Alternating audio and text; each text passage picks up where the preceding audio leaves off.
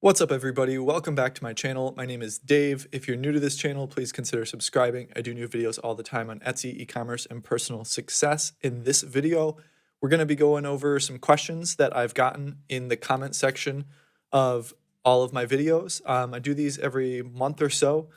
So please give me a good question in the comments below if you have anything burning. We have some good ones today, so let's jump right into it. Please be sure to watch the video all the way through, because there's some good questions. So let's get started. This is a really good one. Hi, Dave. A pattern has developed since late February on my ads. I've heard from loads of other Etsy sellers that they're experiencing the same. I have a listing that's doing well in Etsy ads, good conversion rate, good sales. This can go on for several days or even longer. Well, hopefully forever. But then one day I'll wake up and find that Etsy has spent about 95% of my daily budget on that one item. It starts to surge spend on that one item. When that happens, the conversion rate goes way down and the cost per conversion goes way up. The only way to stop it is to remove that product from my ads. It's super frustrating because it seems to happen primarily to my listings that are selling the best. Any insight on this? So there's two answers. Somebody else commented with one of the answers, and this is a really good one too. Complete fraud on the part of Etsy. That's not what we're getting at here. They are being hit with click bots, and this is the most of the time by the competition. It is how they stop their competitors from running ads. Etsy does not seem to mind because they are getting paid for the clicks. By not taking action, I believe that Etsy is complicit in the fraud. So I don't know about, Etsy being in on it or part of the fraud, but it is very, very possible that your competitors could use click bots or even click on it themselves to waste your money. And because that makes sense, if Lynn, what you're saying is that it's primarily on the listings that are selling the best, then those are the listings that most other people are going to see.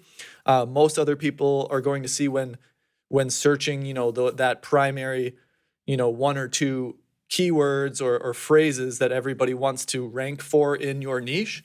So if it's showing up a bunch for those keywords, everyone's going to see it, including your competition and including these people that want to click on it a bunch and waste your money. That is very possible. I'm not sure that it's like widespread. I can't imagine that it's widespread. That would be very, very sad if this is like a widespread technique. But I really, judging from the past couple years of talking to so many Etsy sellers, I can't imagine this is a really, commonly used practice in the Etsy community. It could be used by like some really sketchy Etsy shops that they don't care about whatever they're doing on Etsy. They just are kind of being sketchy about everything they do, period. So that is one possibility. The next possibility is that Etsy sees that it's doing very well and they want to scale up and they want to push that ad into other categories and other search phrases. So they start showing that exact ad in phrases that are barely relevant. And that's when you start to see in your ad statistics that you're getting clicks for phrases that are totally way out of left field, and you really wish that you didn't have to pay for those clicks. So those are the two mixes. It's either Etsy is scaling up, trying to scale that ad up, which sucks because it's not working, and that does happen to me. It happens to other sellers as well. When Etsy is attempting to make more money for themselves and you, and show it to more people, and that just results in the ad falling flat on its face. And then, it is very possible that people are committing click fraud against their competitors, which really isn't the greatest idea. If they have to waste all their time for like setting up click bots or clicking on their competitors' stuff, then that's not a sustainable strategy for success on Etsy or in life, period. If you have to waste time going after your competitors, they should be focusing on their own strategy and their own growth, etc., period. So the solution to this problem, I have a solution for you. If you ever see this happening, and you know that it's going to work, just deactivate the listing and copy it. Just carbon copy it.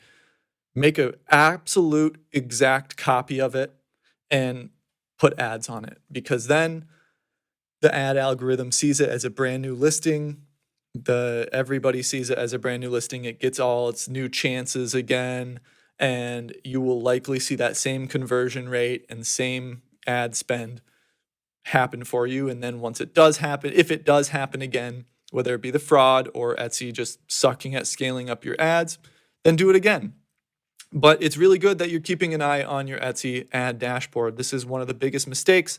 I talked about this in one of my last videos that the Etsy sellers make when they're trying to do Etsy ads. They don't check their ad dashboard enough, and they don't turn off ads that are not making them money. So I hope that helped you, Lynn, and everybody else. Let's move on to the next question. Thanks for the video, but could you inform also Etsy integrated mail fold? So this question is about that integration in Etsy called Mailfold. I wouldn't recommend it because from what I've researched it, and from what I understand, all it really is a mediocre email service to email people that on a list that you collect, and you're able to import, photos from your Etsy and links from your Etsy, etc. It's not like importing all of your Etsy customers' emails, which would be amazing, and also illegal because they didn't opt in for an email service or email list for your email list. That would be definitely amazing. There should be that in the future, Etsy, if you're watching, a way for Etsy customers to opt in to a specific shop's email list. And then whatever, you can take a piece of the pie if you want, whatever you want to do. But if there would be a way for us to directly email our customers, that would be a game changer. That would keep a lot of people on Etsy and not, motivate them to move to Shopify so they can have those benefits of direct marketing, etc. So is Mailfold worth it? I really, really, really doubt it. I really, really doubt that Mailfold is a big player in email services to email your customers. From what I've seen, it's basically like C grade, and it integrates with Etsy. Whoop-de-doo. That's about it. So no, I wouldn't do Mailfold. Thank you for the question, though. Good question. Next question is, hello, I actually have a question about the keywords to put. I am selling mugs, and my product is a girl dad mug. It is for dads who have a girl. So what kind of keyword should I put in that might result better? The ones that I can think of are girl dad mug, gift mug for girl dads, coffee mugs, a gift to father from daughter mugs. Will these keywords be too broad? Looking for your reply. Thank you. Yeah, no problem. Dope knowledge. That's a funny name. I'll drop some dope knowledge now. So I have a few recommendations. My recommendation would be to use Marmalade and watch some of my videos on Marmalade, so you can research. Like, you'll start with girl dad mug, and then you'll go down to the bottom like I do in those videos and show you how to use the bubble where there's related keywords, etc. Because Marmalade will show you that. Or if you use eRank, just type in a keyword, and I'm pretty sure eRank has a few tools for finding relative keywords. So is it too broad?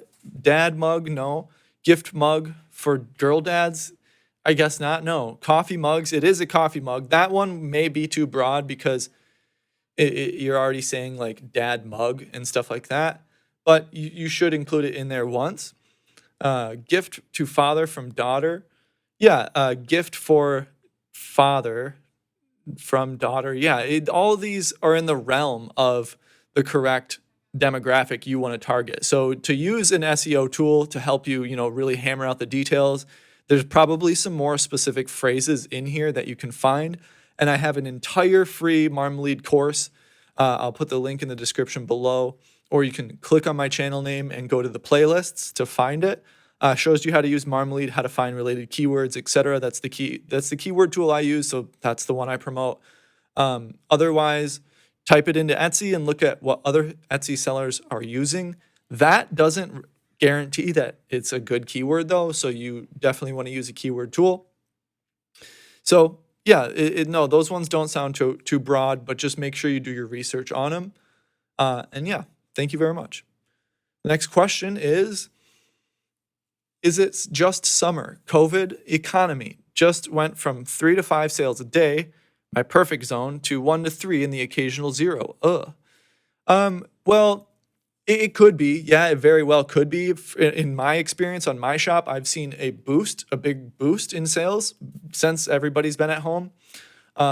Luckily, I guess luckily, my targeted demographic has disposable income rather than living paycheck to paycheck, so they can go and shop at home while they're jobless. That's great. Or whatever it may be. But I do want to make a point that Etsy.com, selling on Etsy.com is not, it is seasonal, but it isn't seasonal. There is seasonal waves that give you boosts. Obviously, everybody does better in the holiday season, yes. However, there's always a consistent stream of customers on Etsy. There is always a ton of people buying stuff. And there's always this river. I always use this analogy. Etsy's a river and it's always flowing. And you dip your net into it, and the quality of your net is like the quality of your SEO and your photos, etc. And the amount of listings you have is the amount of nets you have in the river, etc. So there is seasonality to it, yes, and outside factors, but 9.9 times out of 10, no matter what day, time, or season it is, you can definitely be making anywhere from 5 to 10K a month pretty easily. Maybe that sounds crazy to a lot of people, but it's not. It's not crazy to a lot of Etsy sellers. Most niches, I mentioned this in an email a few days ago on my email list. If you're not on the email list, please check the links below to join my email list. I stated that, most niches on Etsy, unless it's like super, super rare or weird or whatever, most niches on Etsy can support thousands of sellers within that niche making 5 to 10 to 20K a month in that same niche, no matter with that competition. So it's very, very possible at any time of the day, at any season of the year, to be making a full-time income, to quit your job, to pay your bills, etc. So it could be these things, but also I would honestly, judging from the situation, I would just say that it's likely something in your shop. It could be COVID, it could be the economy, etc. But it's likely your shop. So, take that and do with it what you will. So that's it today for everybody. I'm glad you watched the video. Please leave me a like, and I'll see you in the next video. Have a nice day.